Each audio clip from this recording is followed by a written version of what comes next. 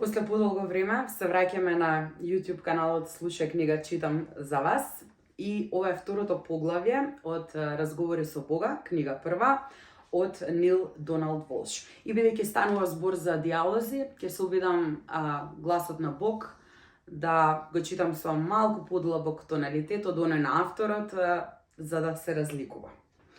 Уживајте. Второ поглавје. Ти ми ги покажа патиштата на животот, со радост ме исполнува Твоето лице. Вечното блаженство е во Твојата десница. Псалм 15:11. Го барав патот до Бога целиот живот. Знам дека го бараше. И сега го пронајдов и не можам да поверувам, ми се чини дека седам овде и го пишувам ова за себе. Тоа и го правиш. Не изгледа онака како што би требало да се доживее разговорот со Бога. Сакаш ли звона и фанфари? Ке видам што можам да направам. Знаеш, нели, дека постојат луѓе што целава книга ќе ја наречат богохулство, особено ако продолжиш со мудростите. Дозволи ми нешто да ти објаснам. Мислиш дека Бог се појавува во животот само на еден начин? Тоа е многу опасна идеја. Таа ти оневозможува да го видиш Бог насекаде. Ако мислиш дека Бог секогаш исто изгледа или звучи на еден начин, или постои само на еден начин, ќе гледаш право преку мене, било да е во прашање ноќ или ден. Ќе го поминеш целиот живот барајки го. Нема да го најдеш неа, бидејќи го бараш него. И обратно. Ете еден пример. Кажано е дека ако не го видиш Бога во непосветеноста и во мудроста, пропушташ половина од приказната.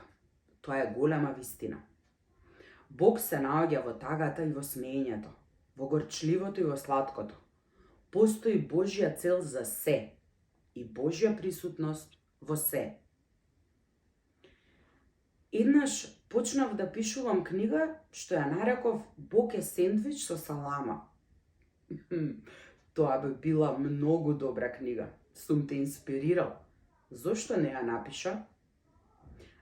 Ми се чинеше како богохулство или во најмала рака како ужасно непочитување. Сакаш да кажеш прекрасно непочитување. Што те наведе да мислиш дека Бог е само почитување? Бог е горе и долу, топло и ладно, лево и десно, почитување и непочитување. Мислиш дека Бог не може да се смее? Бог не ужива во добра шега? Нема смисла за шега? Ти велам, Бог го измисли хуморот. Мораш ли да си тивок кога разговараш со мене? Дали ми се далечни секојдневниот говор и грубите зборови? Ти велам, со мене можеш да разговараш како со најдобар пријател. Зар мислиш дека постојат зборови што не сум ги чул? Појава што не сум ја видел? Звук кој не го познавам? Дали некои твои мисли ги презирам, а други ги сакам? Ти велам, ништо не презирам. Ништо не ми е одбивно. Се е живот, а животот е дар, неискажливо богатство, светост на светоста. Животот сум јас, бидејќи сум негова суштина. Секој животен облик има Божја цел. Ништо не постои без причина, разбрана и одобрена од Бога. Како е можно сето тоа? Што да кажеме тогаш за злото создадено од човекот? Не можете ништо да создадете. Мисла, предмет, настан, ниту какво било искуство, надвор од Божиот план. Божиот план е да создавате што било, се што сакате. Во таа слобода се изразува искуството на Бог како Бог. И заради тоа искуство ве создадов вас и самиот живот. Злобно е она што вие го нарекувате злобно. Единствено низ она што го нарекувате злобно можете да го спознаете доброто. единствено низ она што го нарекувате ѓаволско дело, можете да спознаете и да правите Божјо дело. И заради тоа прифаќам такво сваќање. Не сакам топло повеќе отколку ладно, високо отколку ниско, лево отколку десно. Сето тоа е релативно и е дел од она што постои. Јас не го сакам доброто повеќе од лошото. Хитлер замина на небото. Кога ќе го разберете тоа, ќе го разберете и Бога. Но јас сум воспитан да верувам дека доброто и лошото навистина постојат и дека се добра и погрешна спротивност. Некои работи не се во ред, не се исправни, не се прифатливи во очите на Бога. Се е прифатливо во Божите очи. Зашто? Како Бог може да не го прифати она што постои? Да отфрлите некоја работа значи да го негирате незиното постоење. Да се каже дека нешто не е во ред, значи да се каже дека не е дел од мене. А тоа е невозможно. Сепак, држете се до своите уверувања и останете им верни на своите вредности, бидејќи тие се вредности на вашите родители, предци, пријатели и на општеството. Тие ја сочинуваат структурата на животот, а кога би ги изгубиле, би се размотало клопчето на искуството. Не рушете ја куќата, но погледнете ја секоја тула и сменете ги скршените кои повеќе не ја потпираат структурата. Идеите за доброто и лошото се токму тоа, идеи. Мисли кои ја облекуваат, кои ја обликуваат и создаваат суштината на она какви сте. Постои само една причина да смените која било од нив. Незадоволство со она кои сте. Само вие знаете дали сте среќни. Само вие можете да кажете за својот живот. Ова е моје дело со кое сум презадоволен. Ако вредностите ви служат, држете се до нив. Бранете ги. Борете се за нив, трудејќи се борбата никогаш никого да не повреди. Штетата не е неопходна состојка на исцелувањето. Држете се до своите вредности, велиш, а во исто време зборуваш дека нашите вредности се погрешни. Не сватив најдобро? Не реков дека вашите вредности се погрешни, туку дека се само размислувања, процени, одлуки. Во повеќето случаи одлуките не сте ги донеле сами, туку одлучил некој друг. Родителите можеби, религијата, учителите, историчарите, политичарите. Неколку вредносни судови што сте ги всадиле во својата вистина се процени што сами сте ги донеле врз основа на сопственото искуство. Токму заради искуството дојдовте тука. Тоа ви помага да се создадете себе си. Наместо тоа, вие сте се создале себе си од искуството на другите. Кога би постоело нешто како што е гревот, би се состоело од следново. Дозволи си себе си да станеш она што си заради искуството на другите. Таков грев направивте. Сите. Не го чекавте своето искуство, го прифативте искуството на другите како евангелие буквално.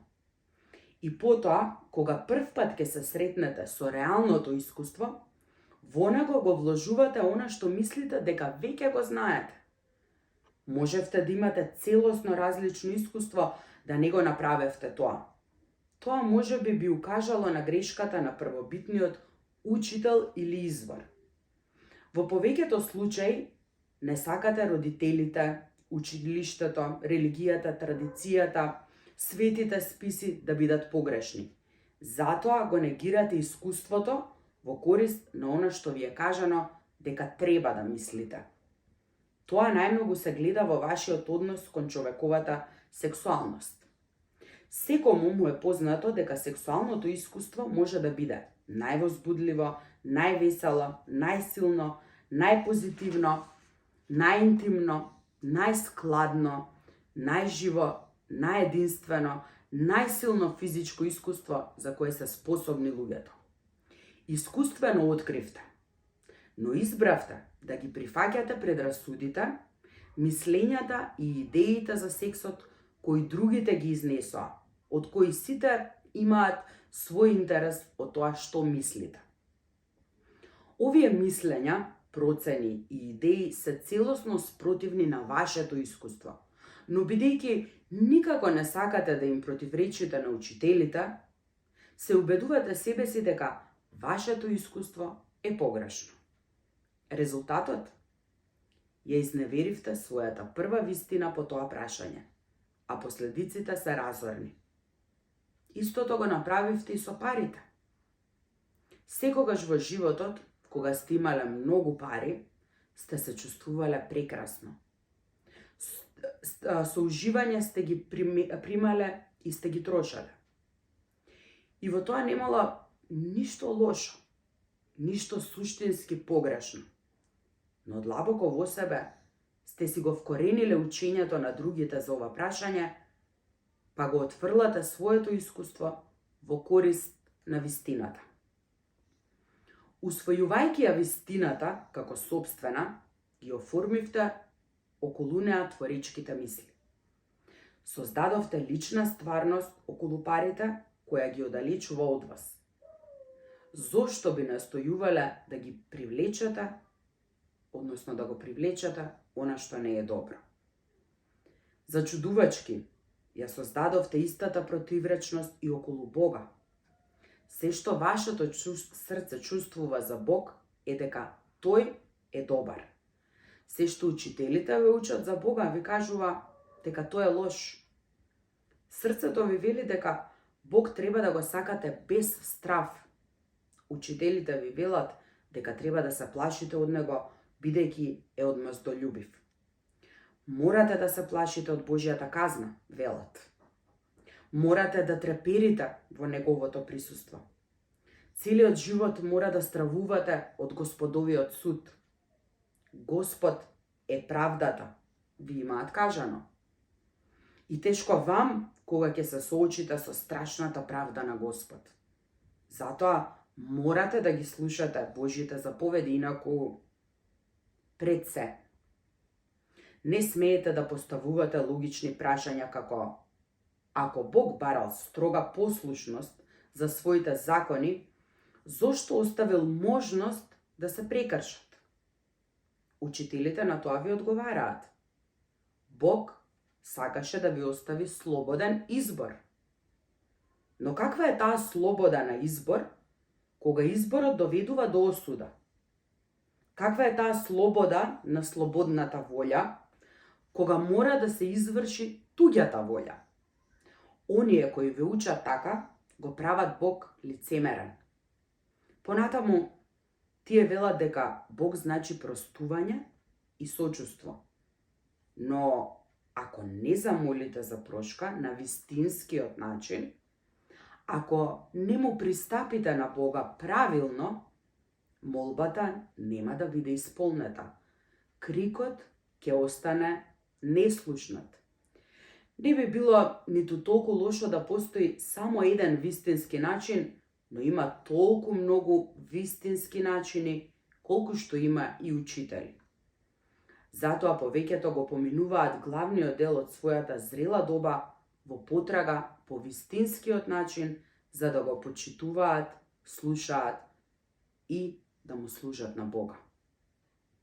Иронијата на сето тоа е дека јас не ја сакам вашата почит, ниту пак ми треба послушност. Таквото однесување низ историјата го барале монасите од своите поданици, најчесто егоцентричните, несигурните монарси. Тие не се благочестиви барања во никаква смисла. Неверојатно е тоа што светот до ден денес не свати дека тие се лажни барања и дека немаат никаква врска со потребите или желбите на Бог. Бог нема барања. Се што е токму тоа. Се што постои. Значи, ништо не сака и не му треба ништо, по дефиниција. Ако сте избрале верба во Бог на кој му треба нешто и кој е повреден, ако не го добие тоа, ги казнува тие од кои го очекувал тоа, тогаш сте избрале верба во Бог многу помало од мене. Тогаш на вистина сте деца на помал Бог. Не, деца мои, ве молам, дозволете ми повторно да ве уверам низ оваа книга дека немам барања. Ништо не барам од вас. Тоа не значи дека сум без желби. Но желбите и барањата не се исто, иако многумина во сегашниот живот ги изедначија. Желбата е почеток на секоја креативност. Тоа е првата мисла, величествено чувство во душата. Таа е Бог кој избира што следно да направи. Која е Божјата желба? Прво сакам да се спознаам и доживеам себе во својата величественост. Да спознаам кој сум. Пред да ве создадам вас и сите светови во универзумот, беше невозможно да го направам тоа. Второ, сакам и вие да се спознаете и да доживеете кои сте на вистина преку моќта што ви ја дадов да се создавате и да се доживувате себе на начинот кој ќе го изберете. Трето, сакам целиот животен процес да биде едно искуство на радост, постојано создавање, бескрајен развој и целосно исполнување во секој момент. Создадов совршен систем преку кој можат да се остварат моите желби. Се остваруваат сега, во овој момент. Единствената разлика меѓу нас е во тоа што јас тоа го знам. Во моментот на ваше целосно спознавање, кое може да се случи кога било, го чувствувате истото како мене. Целосна радост, прифаќање, љубов, блаженство и благодарност. Тоа се 5 Божји ставови. Пред да го завршиме овој разговор, ќе ви покажам како применувањето на овие ставови во животот може и ќе доведе до божественото. Сето ова е долг одговор на кратко прашање. Да, држете се до своите вредности, се додека имате чувство дека ви служат.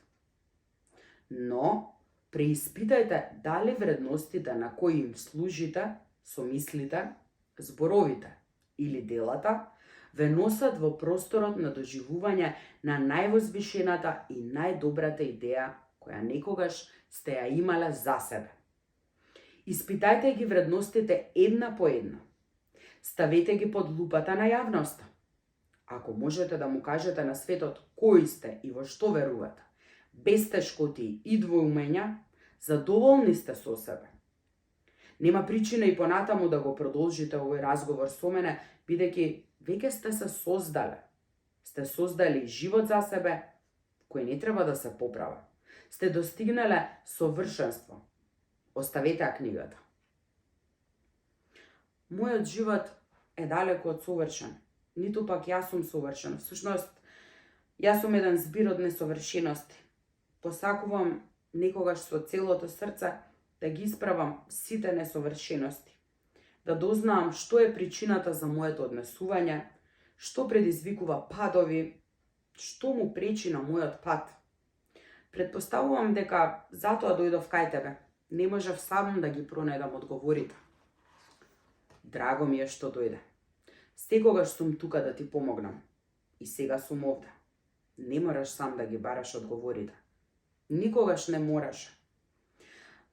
Сепак ми се чини толку дрско едноставно да седам и да разговарам со тебе на овој начин, уште помалку да замислувам дека ти како Бог ми одговараш мене на еден обичен смртник. Мислам дека тоа е лудо.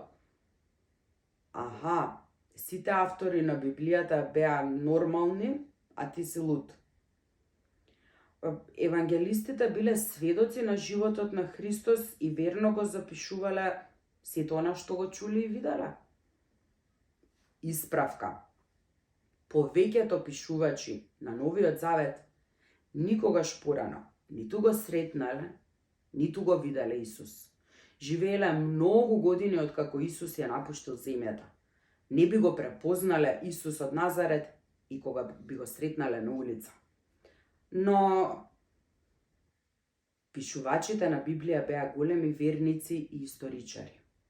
Ги превзедоа приказните кои се пренесуваа од колено на колено, додека конечно не беа запишани. Но во конечниот документ не е вклучено се што запишаа авторите на Библијата. Црквите веќе се имаа собрано околу учењето на Исус и како што се случува секогаш кога луѓето ќе се соберат околу некоја моќна идеја, имаше поединци во рамките на тие цркви или енклави кои одлучуваа за тоа кои делови од приказната за Исус ќе ги објават и како. Тој процес на избор и обработка продолжи во текот на собирањето, пишувањето и издавањето на Евангелијата и на Библијата. Неколку века, откако првобитните свети списи почнаа да се запишуваат, црковниот Вселенски собор одреди уште еднаш кои учења и кои вистини ќе бидат вклучени во тогаш официјалната Библија, а кои се непосакувани или е прерано да се објават. Постоеа и други свети записи кои во моментите на вдахновение ги пишуваа обичните луѓе, од кои ниту еден не беше полут од тебе. Да не сакаш да кажеш дека овие записи можат еден ден да станат свети списи, чедо мое, се во животот е свето. Според тоа гледиште, да, тие се свети списи. Но нема со тебе да се расправам за зборовите, бидејќи знам што мислиш. Не сугерирам дека овој ракопис еден ден ќе стане свет запис, бидејќи не за неколку стотици години или додека не застаре јазикот. Гледаш, проблемот е во тоа што овде јазикот е нестандарден, премногу говорен, современ. Кога Бог им се обраќал на луѓето, повеќето сметаат дека не би звучал како човекот со цесвото. Би морала да постои некоја единствена, да не речам Божја структура на јазикот. Некое достоинство, чувство за боженство. Сушност, и тоа е дел од проблемот. Луѓето сметаат дека Бог се појавува само во еден лик. Се што ја валка таа форма е богохулство. Како што кажав предходно. Да, како што кажа предходно. Најде да преминеме на суштината на прашањето. Зошто мислиш дека е лудо да се разговара со Бога? Зар не веруваш во молитвите? Верувам, но тоа е сосема различно. Молитвата за мене секогаш беше еднонасочна. Бог останува непроменлив додека се молам. Бог никогаш не одговорил на молбата. Секако дека одговорил, ама никогаш вербално.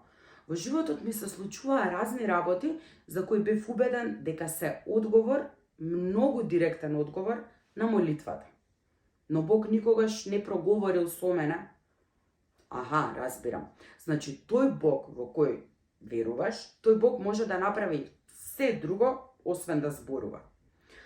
Секако Бог може да зборува ако сака. Сепак изгледа неверојатно Бог да сака да разговара со мене. Тоа е основата на секој животен проблем. Не се сметаше себе си задоволен, но вреден за Бог да ти се обрати. Па како можете да очекувате воопшто да го чуете мојот глас, ако не сметате дека сте доволно заслужни да ви се обратам?